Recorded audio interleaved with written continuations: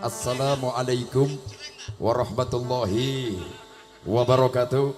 Yang kami hormati keluarga besar Sohibul Hajah, yang punya hajat atau yang punya gawe, Abah Haji Samadi sekeluarga.